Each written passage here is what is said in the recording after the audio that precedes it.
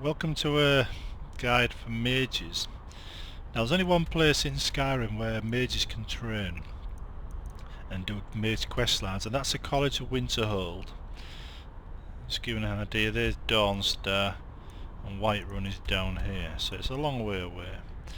Now the quest line isn't very big, so you'll finish it rather quickly, and when you're done there'll be not a lot left to do for mages. So I'm going to give you some tips here and cover some of the basics.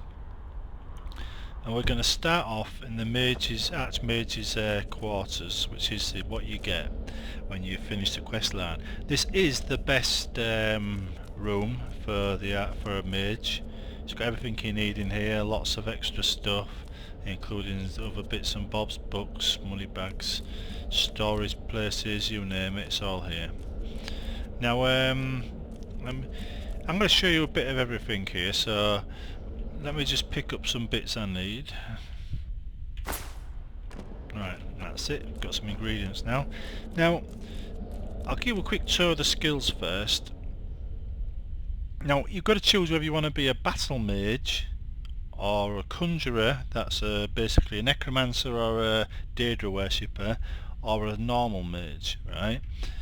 Now, if you're going to be a normal mage, you'll probably have the same skills as a battle mage anyway. Now, illusion and alteration aren't really that useful, so I consider them to be secondary skills. But conjuration, that is what you take if you want to be a necromancer or a Daedra summoner.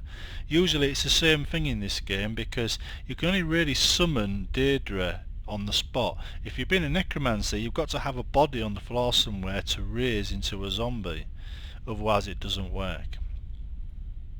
Now the other thing, destruction, that's what you use for your main attacks, and you need this. Now all these spells have a path between novice and master, and that's the most important thing to put your perks into as they become available. So let's look at it here. Every spell has this. It goes from novice, apprentice, adapt, expert and master. Now each one of them halves the cost of magicka to cast a spell of that level, and magicka is very important. It's the one thing you'll keep running out of, so you need to get your magicka up as high as possible, whilst at the same time, right, not using as much when you cast your spells. So when you see these conjuration, destruction, restoration, try and follow the path from novice up to master as quick as possible. Consider all the others to be bonuses. Now in destruction you've got argument flames. Now at one point you get 25% more damage. I'm not sure what you get for 2. Right, the same here, right? And the same here for shock. Now that causes your spells of that to do obviously more damage. Here dual casting, this is good for a mage. Dual casting is a very important skill for mages to have, because, well, I'll show you in a minute, but trust me, it's a very important thing to have. Right, it basically allows you to make an overcharge spell if you want.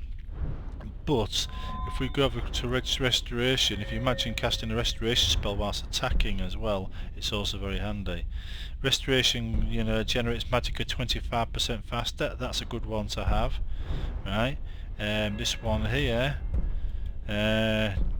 just, well, heal your spell to 50% more. That's a good one to have. And this one should be stamina. Right, heals stamina as well. You need stamina to cast spells, that's a good one to have. But again, you've got here novice, apprentice, adapt, expert, master. You follow that up as quick as you can, because that makes the biggest impact on your gameplay. Right? When you actually unlock them, you might find shops start selling the spells at that level. I've noticed you don't get spells higher than your level generally, and they just suddenly start appearing once you reach that level. So there must be level locked. So following that up will open up the spells, you know, from shops and allow you to buy them. So we've covered that basically. The conjuration again's the same. The first one is usually worth looking into, you know, the novice spell, so you can cast the basic spells early on and build up some kind of experience in that field. So if you want to be a conjurer, just spend your first point on the first one here, just so you can cast a spell more often. Now alchemy, you know what alchemy is for, that's for making potions. These ones tend to be fairly basic, but they've still got the things here, the paths. If you notice the alchemy here, right, has up to 5 points you can spend. Now in these situations you try and add as many points to that first one as possible, just to make your things even more clear, right, or more powerful. If we actually go to the next one, I don't know what that's going to be. I can't see it because some bright spark is bloody console things. There we go.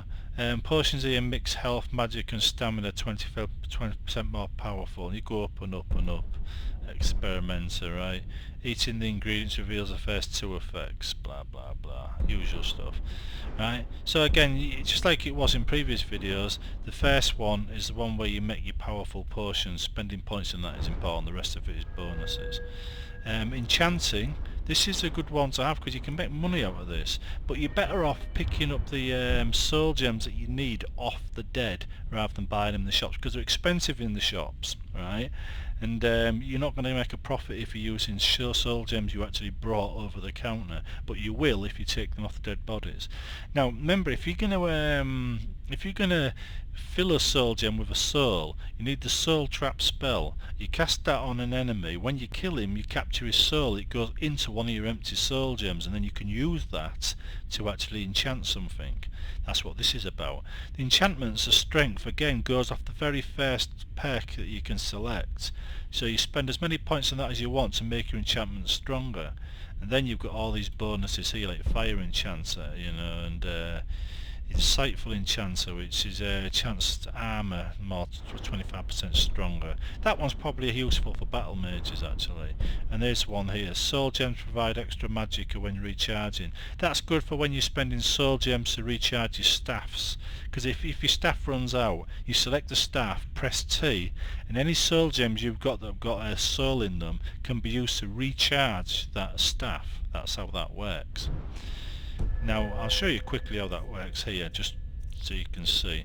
Weapons, ice spike. I press T now. Actually, is that full? That is full. That's not though. Now here, press T with fireball, staff of fireballs. Now I can select one of these, that one, and charge it, you see. That's how it works. I don't know what it is on the consoles, but it'd be something similar. Now we're going to make an enchantment, then we're going to make a potion, so we'll do that first, right? I'll explain the other bits now.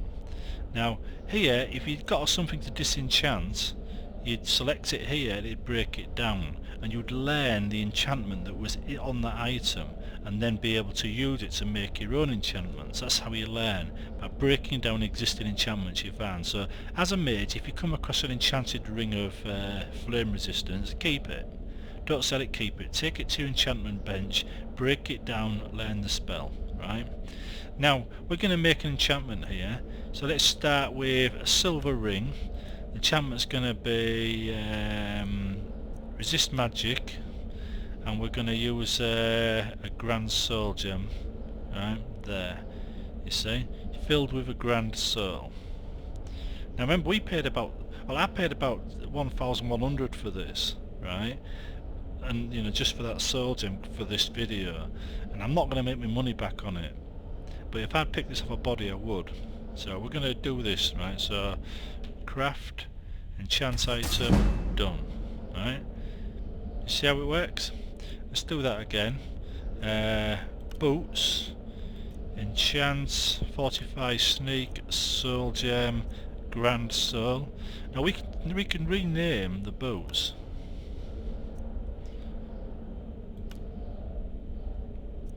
Usually.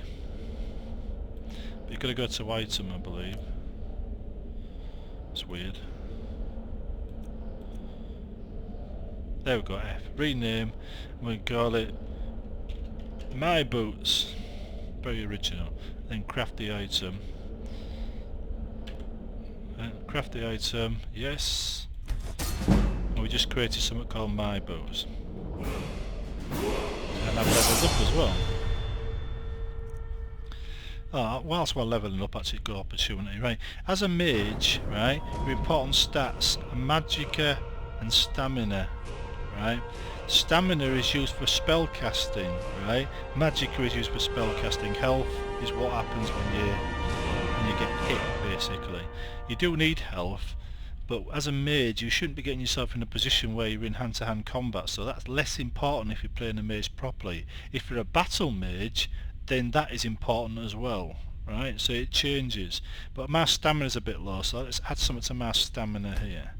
There we go. You see, it goes up by 10 points. I've got a perk to spend, but I'm not going to spend it yet. Now we're going to go over to the potions bench, and we're going to do something here as well.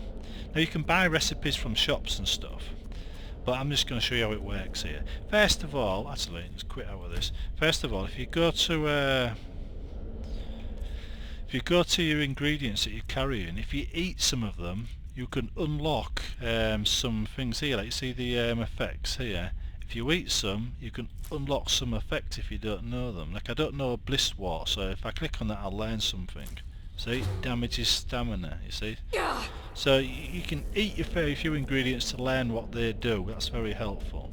Now we're going to do the damage stamina here. This is telling us that we know we've got enough here to make that damage stamina. That's why it's lit up in white. So we can make that straight away without worrying. So let's do that, right? Select both the ingredients, press R to craft, job done, you see? And it works. But we don't have to just stick to what we know we can make. We can experiment here. So let's just go back, right? Now we've got Tumor oil here. It's got weakness to magic and regenerate magic, right? So let's see, look at this. What we got? We got gold glow dust. We've got no idea what that does. So let's try making a potion out of these two. Nope, it failed. But we did get some experience because of it, because we've learned that that doesn't work. Now we've got a Falmarias, that does damage health. But we do have no idea what hanging moss does, so let's try that. Nope, that failed as well. Right, now Trapfoot does resist poison. Oh, Trapfoot is unknown, Troll is unknown. Well, mostly. Failed, you see. Now, if we do Vampire Dust and say Bone Meal, potion failed. Eventually you'll come across one that works. Here, you see, right on time, as if it was intended. It was intended, honest. No, it wasn't. Now, as you can see, when we did that one out the blue, we discovered both the Falmaria and the Blisswort both have a frenzy thing. So we've learnt something by experimenting here. We're now a little bit better at doing alchemy. So anyhow, now you've seen that working, we can just keep making more if we want, like that, you see, until we run out. So that's how your alchemy works. Now let's look at your spells, right? Now if we go to the spells here, right, just look at the destruction ones mainly. Now that there says novice. Spark says novice. If you're using novice spells against the dragon, you're going to find him laughing in your face and eating you for breakfast. So don't even attempt taking on dragons with novice spells, you barely scratch them. Apprentice spells start causing some damage to a dragon, especially if you get a 25% damage perk for that type of spell. So fireball, lightning ball, that kind of thing, ice spike. That'll do the job. Now when you actually trying to choose a weapon or a staff, try and choose one that's got apprentice level spells as an enchantment, like this one, Staff of Ice Spikes or Staff of Fireballs. If you see a Staff of Sparks, that's a novice spell, a novice staff. It's going to be as ineffective against dragons as your standard spells are. You know, standard novice spells.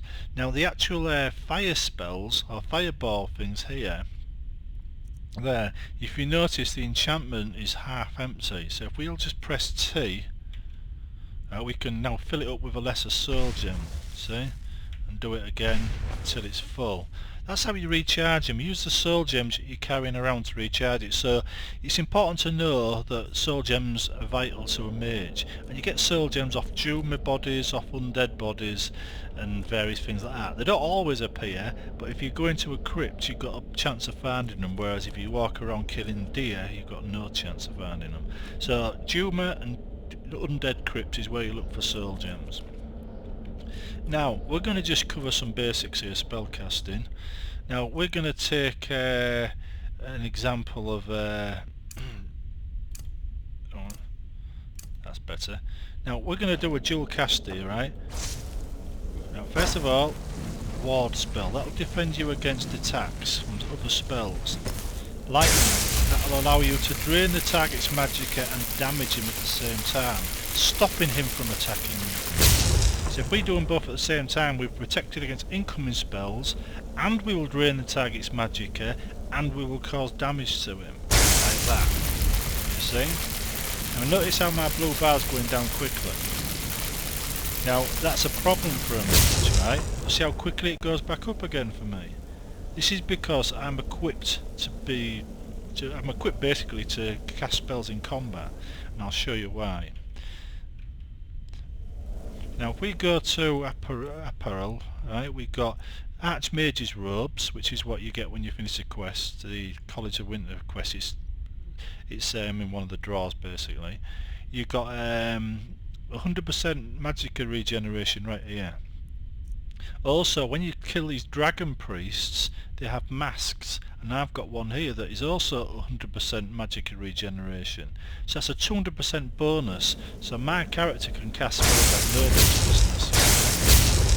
Another thing you see, if you put your hands down like that, your magicka generates slightly faster than it does if you've got your hands up. Now, if you've got your spells here, right, say magic, destruction, you can say press F to favourite a spell, and then if you press Q it'll appear on this list, and you can then select it and press a number. So we've just done ice spikes, let's make that 7, so in 7 will appear there. Now if I press 7 once, ice spike will appear on one hand. If I press it twice it'll appear on both hands. Now I can either cast it with that hand or that hand, or I can do a dual casting one because I've got the perk for it that allows me to build up both spells or both hands into a more powerful spell. You see? So I can do both. Single hand, dual hand, more damage. If you're going to take on a dragon, you want to be doing the dual hand more damage, because that's how you're going to kill it with a mage, right, and keep in cover. Now if we actually just go up here and I find flames, right, simple flame spell there, and I can't remember what the healing one was, 3, and there.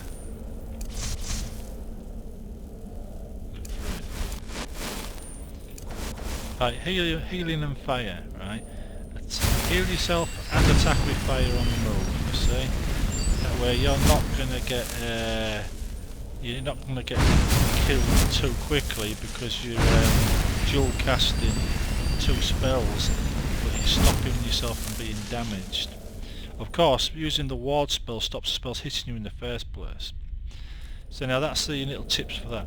Now you'll see sometimes that if someone's firing flames at you like that, and you're firing ice back at them, for some strange reason you don't cause damage to each other until one of you runs out of magicka, and it becomes a bit like the Hogwarts duel thing between He Who Cannot Be Named and Harry Potter, you know, with the wands. I don't know if that's a feature or it was just some freak about a game I was having at one point, but it seemed to work that way. Lightning, like I said, lightning drains magicka. That'll drain magicka on the target.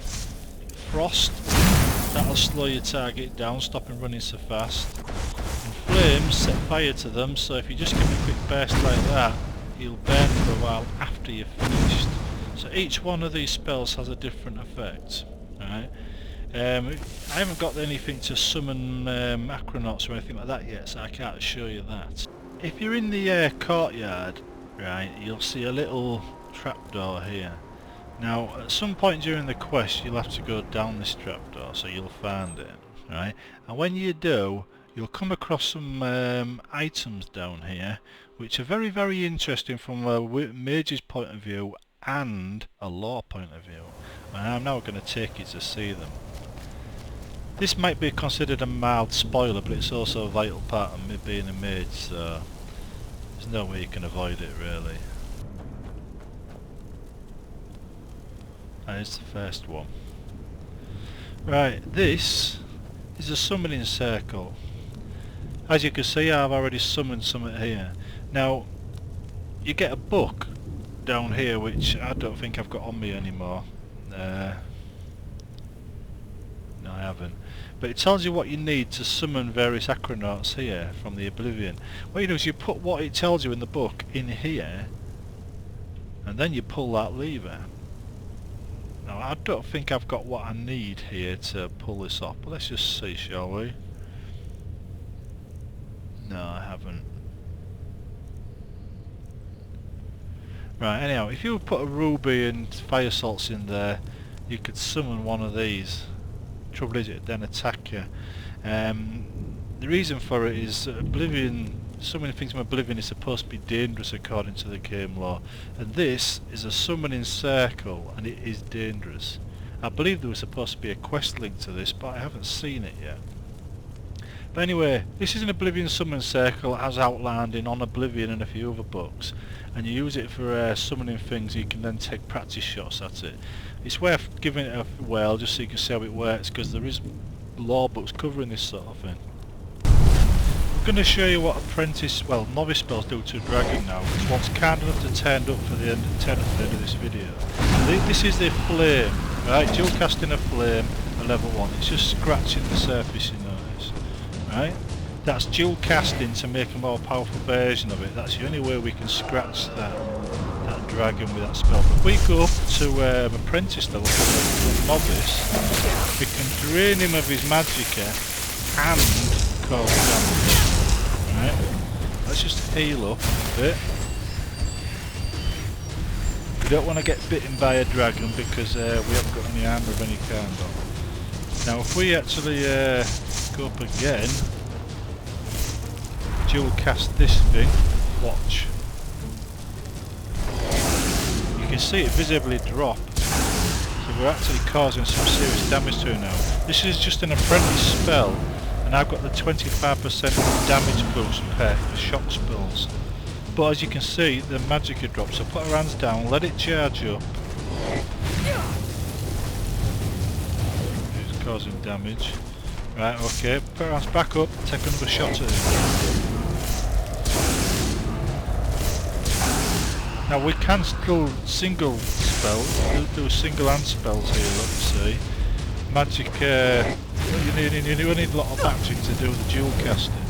We can still do little pot shots with one hand or the other and kill the dragon that way.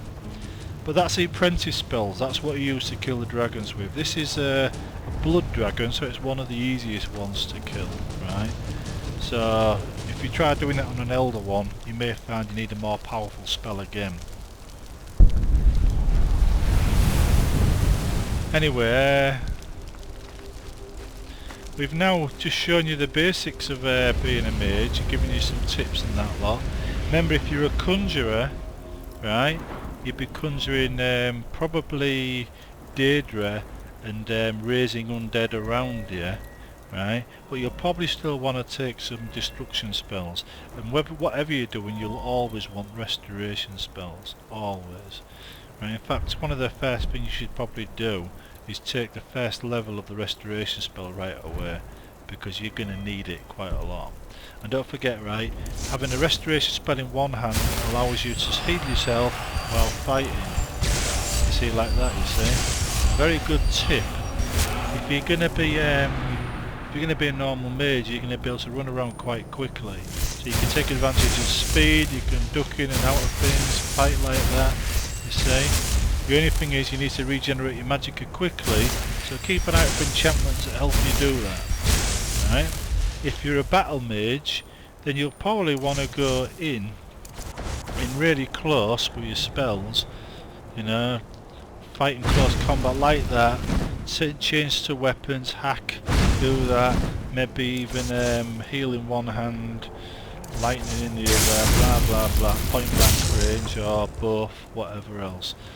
The difference between wearing a robe and heavy armour is a robe you've got to keep your distance, heavy armour you can get in close. Now if you see that I've got no head, that's because of the mask, the dragon priest mask is a bug. Sometimes the mask appears in the face, sometimes it doesn't. As you can see, this time it hasn't. Right, that's the default game book they haven't fixed yet. So, if you want to be a battle mage, heavy armour, don't go for light, go for heavy armour straight away, otherwise stick with the robes. And always try to seek out improved robes. At first you should be able to find a novice robe very easily. That'll give you a 50% boost to magicka, which is something that'll help straight away when you first start the game. But trade up to better robes that generate more magicka as quick as you can and you'll be fine. Right, that's it. We've looked at everything. You've seen how to kill a dragon, which basically demonstrates some combat techniques for dragons. The rest of it's a question of using one-handed or both at the same time. Do not use weapons if you're going to be a pure mage like that, because you get all your skills will go onto the actual magic stuff and not onto the one-handed and two-handed stuff, you see. If you wanted to be a mage and you get you get a high weapon skill, then you're not going to be a mage basically. So get used to casting your spells, always use them in combat, keep moving like that, cast your spells on the move, right, and you'll become a really good wizard in no time at all.